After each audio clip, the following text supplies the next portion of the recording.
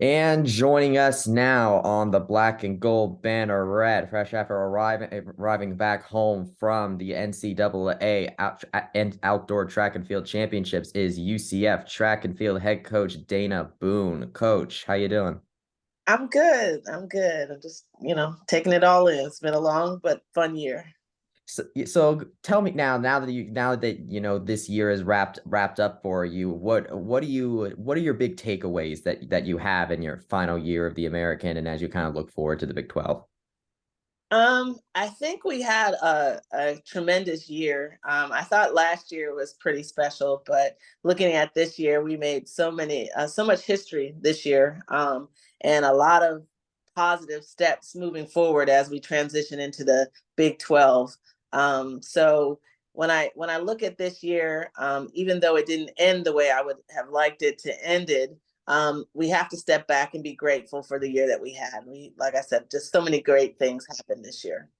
So, so tell me about how you take stock of your athletes' performances at the track and field championship game. Of course, Renaya Jones and Ashira Collins, the headliner, getting both getting second team all American. But you also ended up bringing home a solid amount of honorable mention All Americans as well from the 4x100 relay team, Key in the 400 meters, Jasmine Scott Kilgo in the long jump, and Kayla Harris as well. So, how do you kind of take stock of those performances? Well, I take stock in the fact that a lot of the ones that went to the meet this time were first timers. Obviously, Ashira and Renaya are veterans. They've been there 3 times. I do want to give a big shout out to Ashira. The third time's the charm. She showed up. Did everything you could have possibly asked. It just any other year that would have made a final, and she probably would have ended up first team All American.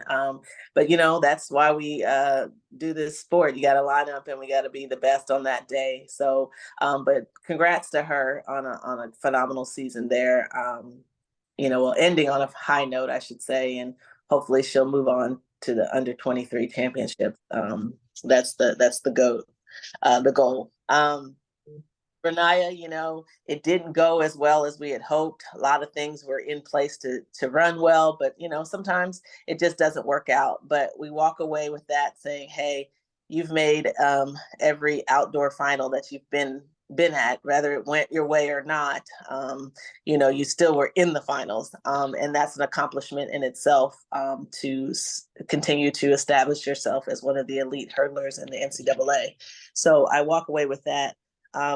I would have hoped that the 4x1 could have gone back and returned as first team All Americans and made the final. We definitely were in position to do that, but sometimes things happen and you got to take the wins with the losses. So we'll just chalk that up and come back even hungrier next year. And like I said, the rest were first timers, and it's great to get that experience. Kyle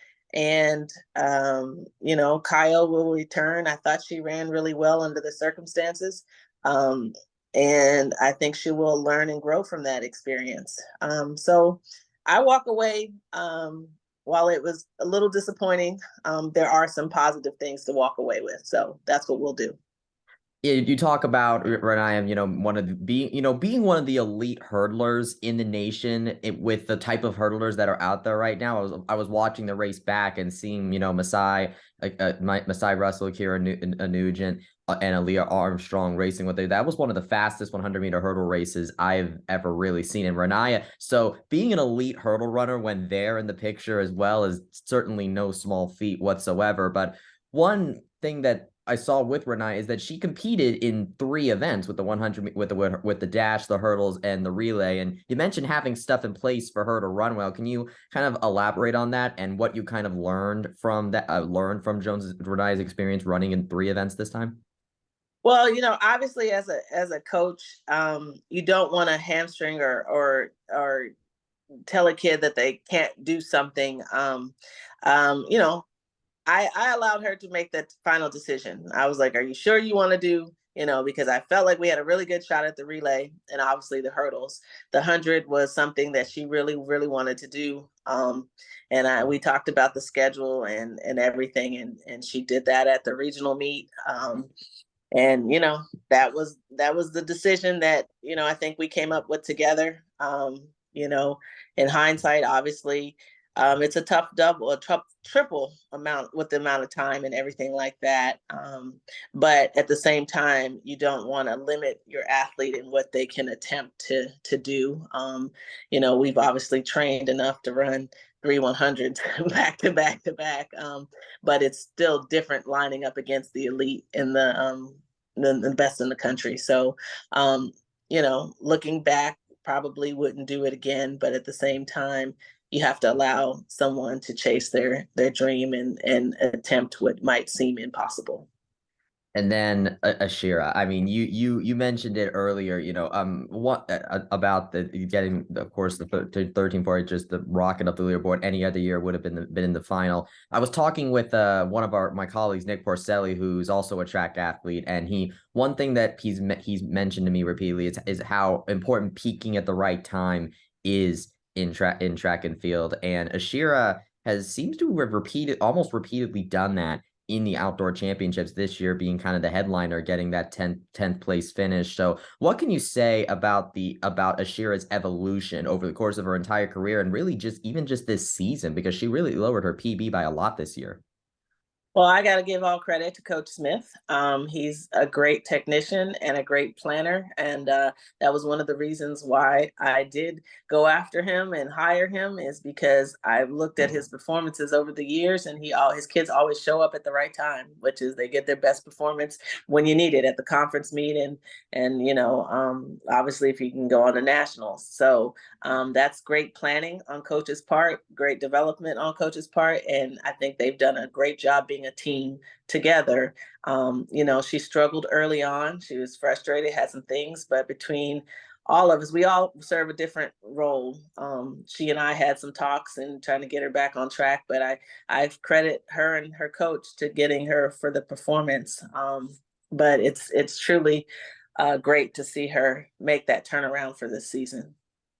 So, looking at the East Preliminary, because this is the first time we've talked since the American Athletic Conference Championship, you had Latasha Smith, who had a solid season coming in, and Adrian Adams, who made the national championship last year, not make it back. What do you tell athletes like that after the NCAA East Preliminary, after not really being able to make it back to the finals, but still overall having a solidly impressive year with the amount of history that both of those girls made? I think that's what you tell them. You can't let one meet define you.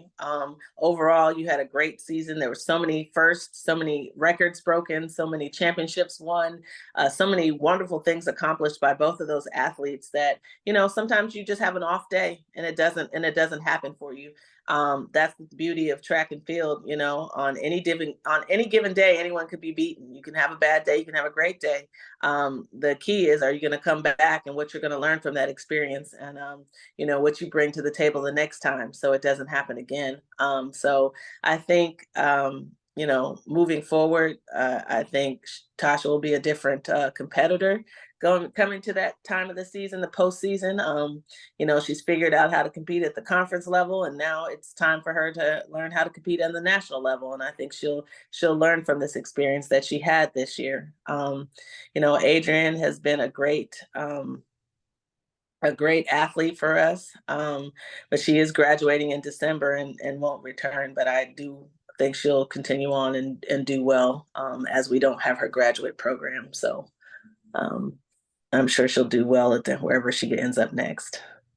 You meant a little more on history. I checked the count on the top 10 program records the whole time. I saw 7 records got broken this season, between the shuttle hurdle relay, of course you had Latasha breaking both the 200 and the 400. I think I vaguely remember asking you how many records you think were going to get broken at the beginning of the season. So considering the competition that you're going to go face in the Big 12, how important has it been to have the athletes really setting the program standard going, now that you're going to be going up against competition that is national championship level?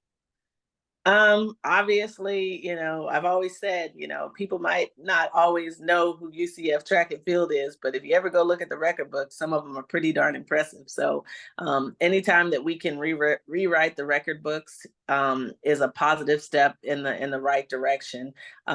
If you had told me we were going to break that 200 record this year, I don't know that I would have said, yeah, we're going to get that, but I thought we maybe could have gotten close. But we did do a great job on replacing a lot of the records. There's a couple where we fell short. I'm still after that 4x1 record. That one is eluding me. keep dancing around it, but can't quite get there. We rewrote the 4x4 record as well. So I'm pleased with the progress. It gives us confidence as we move to the next level of the Big 12. Obviously I've been there before, but I think we're ready, and we'll find a way to hold our own. Of course, next season you'll be competing alongside the likes of Texas and Oklahoma, and Texas, of course, came away with that national championship. What was it like for the athletes that were able to go to Austin to watch Texas do what they did, because they ended up getting 83 points on their run to do that. So the fact that you're going to be conference mates with them for at least next year, what does that kind of tell you guys as far as like what kind of level you need to get to it next year, or what you can expect going into next year competing alongside Texas and Oklahoma as well? Yeah, I think the enemy of greatness is comparison. So we're not going to worry about what they do. We just have to figure out how to be the best athletes that we are, because we're going to work within with what we got. They did a phenomenal job. Congratulations to them. And, hopefully competition level breeds competition level. So we step up because we're in a different environment. We've done that here in the American. We've gradually built ourselves up and continue to develop. And that's what the goal is. We'll continue to develop and line up with the best of the best. And we'll just shoot to get closer and closer. But we've seen these teams all year long. We've seen them at meets. We've been at meets with them. So I don't really know that anything's going to be different, other than we have to just worry about ourselves and figure out our mentality and what we are capable of doing, when we line up. Do you have that sort of similar, maybe don't change too much of what you do mindset when it comes to recruiting? Because one thing I've noticed with some of these programs transitioning into the Big 12 is adjusting their recruiting a little bit to playing at the Big 12 level. So how does that work in terms of track and field, if moving to the Big 12, in terms of the athletes that you scout and bring in? Well, like you said, I don't think it changes much, because my mentality has always been find the athlete that's going to eventually help you get to nationals. When you talk to recruits, you're always talking about trying to win a conference championship. But in the midst of that, in order to win a conference championship, you're probably going to have to be a national level athlete. So you hope when you're recruiting that you're looking for kids that are going to be able to make that transition and help you get to that level. So I can't say that much has changed. I know what my skill set is, and I know the type of skill sets I'm looking to add into the program that would do well and flourish here, because I do believe our athletes develop yearly. Who would you say is the athlete that really broke out the most this season? Oh gosh. I honestly would give it to Tasha and Kaya. I think they both had a huge transition in the 400 meters, going from 53 to 50 to being a 51 second quarter miler, and making it to the national championship. Bravo to her. I think that just bodes well for the future for next year. And Tasha just having just a tremendous breakthrough as well in the 200 as well as the 400, and rewriting the record books. So many, like even the short sprints, just whether they were windy times or not, some of the performances, just seeing 11-1s, 11-2s, a lot of 11-3s, it's drawn a lot of national attention. We were ranked as one of the top 100-meter groups, top 200-meter groups in the country. And I think what the message is that, you know, we have depth, a quality of depth. We may not have the fastest people in the world, but we've got a pretty solid group of fast people, and we've worked hard to get there, and we'll just continue to recruit like that and continue to develop until we can get the name to get some of these better level recruits.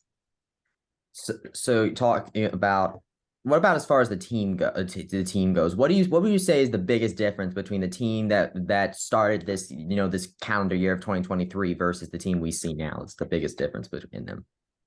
I think they have learned how to appreciate the win and learn how to handle the pressure and the expectation of being the team to beat. You know, when we won last year, no one expected us to win. I don't even think the announcers even knew we were winning to the last event. We didn't get much pub. It was two other teams they were talking about, and then we ended up winning both indoor and outdoor. And then this year you come back and now it's the target on your back, and the expectation is, yeah, you're the team to beat, so everyone's after you. I think they learned how to handle that pressure. I think they learned how to be good teammates to one another. I think they learned how to handle success, and they've learned about ups and downs, to have wins and disappointments. So I think that prepares you as you transition to the next level, because there might be a little bit more disappointments there. You know, maybe you're used to winning all the time. You might not win. You might have to learn how to win all over again, but to have at least the confidence to know the things that you've achieved and feel like we are ready to run at that level. I mean, I think a lot of our performances fit right into the Big 12 and will be competitive. Yeah, you talk about Latasha earlier, and so what do you what do you think that this season does as far as her development going forward? Because 2 seasons now, she's done national championship level times, but like you just said, sometimes on any given day it doesn't work out. So how would you say that contributes to her development going forward? Well, like I said, now this is where she has to learn, and she will grow up and she will mature into a young lady that can compete at that next level. It's one thing to get there. Now you got to learn how to show up, and that's a you know, that can be tough for some. So for some, it's a lot of expectation, a lot of pressure. But I know that she'll transition and do that. You know, that's just part of the learning curve. Who are some of the seniors on this team that you would want to shout out, given that, you know, that it's their last year? Oh man, there's so many. I want to shout out Beyonce, because in the whole midst of all of this, we always talk about Renee, we always talk about Tasha and recruiting class. You know, Beyonce came in that very first year I was here, the second semester, and she's just been a workhorse for this team. She slowly has developed and become an integral part of this team, and she's been a solid third leg for me for the 4 years that she's been here, and we've made it to nationals with her as our third leg. So I want to shout her out and thank her for her time and service here for UCF. She did great things, and I was so happy to see her be a conference champion indoors and finally get her shine, because she worked so hard and she's such a great young lady. Kayla Harris as well has done a great job, and I'm glad that she got to end her senior season with a trip to nationals. Jasmine Scott Kilgo has done a phenomenal job for us here. I'm super excited that she got to make it to nationals, and happy for her as well. Deja Lampkin to come in and only have 1 year and to be able to help our program win a championship, help our relay get to nationals, and pick up a couple PRs along the way. I'm happy, and I hope she had a great experience here at UCF. Trying to figure out, I'm probably leaving off some seniors that I can't think of right now. But yeah, those are the ones I know aren't coming back because they're done with their eligibility off the top of my head. If I've left anybody out, I apologize. I know some people are seniors or graduated, but they still have another year of eligibility. So I don't technically gonna count them as a senior. Oh yeah, no, not yeah, of course, and of course, given that you have cross country, indoor and outdoor, and they're all separate years of eligibility.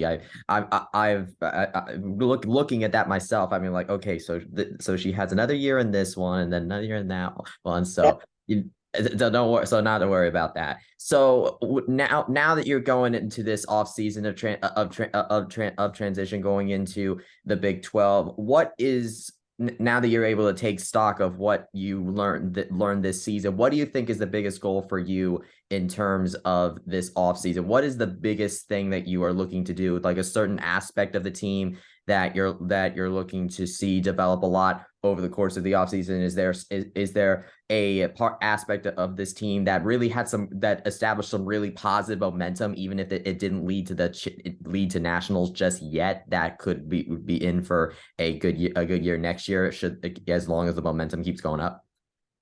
I'd say the distance crew. I feel like we've added some freshmen coming in whose credentials are very good. So I hope to see them come in and help make a difference and keep moving that area forward. As always, jumps have done a great job. So we have a few people coming in that area as well to hope to see to develop. And with the sprints and hurdles, we have a wide variety of new people and old people. So we got veterans and we have some newbies, and I think it'll be a great environment for the old people that have 1 year left to come in and help mold the freshmen that we have coming in, and to help them prepare for what's to come. And so when they're gone, that sophomore group and that junior group will be able to help us continue to build in the Big 12 and build a championship program, since they know what it takes to win. You talked about how you really want to break that 4x100 record, and the way I've seen you kind of reload that team, it looks like something that's always been a priority for you for a long time. Can you talk about that a little bit? What about the 4x100 by 100 relay kind of I guess puts forth that effort for you to go shoot for that record every year?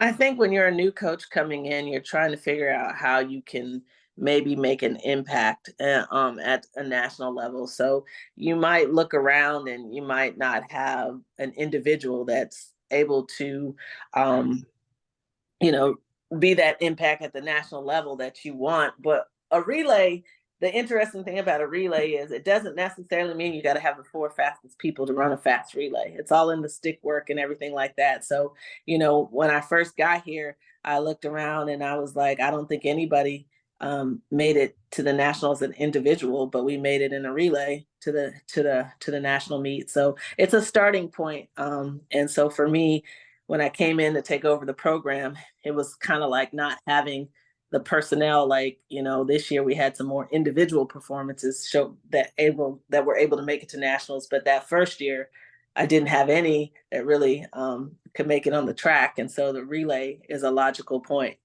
starting point. And it probably would have been the 4x4 if I had enough 400-meter runners, but I really didn't have any when I got there. So 4x1 it was. So I kind of looked around. It's like, I think we can put together a relay. But that always breeds a lot of excitement and energy, and kids like to be on a relay. Looking at the next year, so Renaya and Latasha are both listed as juniors on the roster. Given how much the success that they've had from the relative jump for both of them here at here at UCF, can you talk about what it's been like now going into next year, like going into their senior seasons? What you say seen evolution from them, and then as far as being a senior on this team? Well, they've kind of been around and seen it all. They've seen this team transition and be here from when we were probably what I would call a hot mess, and not really to the level that we were capable of performing. They've been a part of that program, and then they've seen it transition into a championship program in which they had become very, very big integral parts. So I think going into senior year, they bring all of that experience. They now have seen it all and have a comparison of, you know, where we were to what we are now. And they're going to help us transition into what we need to be for the next thing. So I'm glad they do have 1 year. I'm glad they're returning and will be here to help us bring the Knights into the Big 12 because I think they definitely will be impactful. If you had to distill this season into one or maybe one or two words, like an adjective to describe this season, what would it be and why?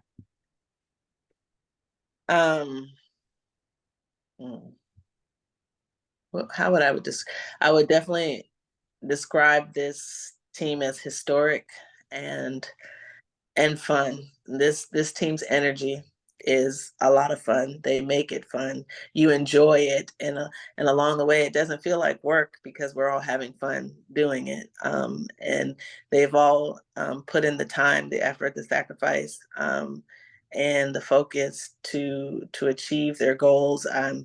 I think if I'm looking back, most people at some point in time had some kind of PR or personal best and have moved forward. And that's a big thing for all of us as a coaching staff. You want to show progress and you want to show improvement. So I'm very proud of that. So I would call it a fun and historic team. All right, awesome. Well, best of luck as you transition into the Big 12. Congratulations on a great year and good luck starting up in the Big 12 in 2024. Thank you. Appreciate it.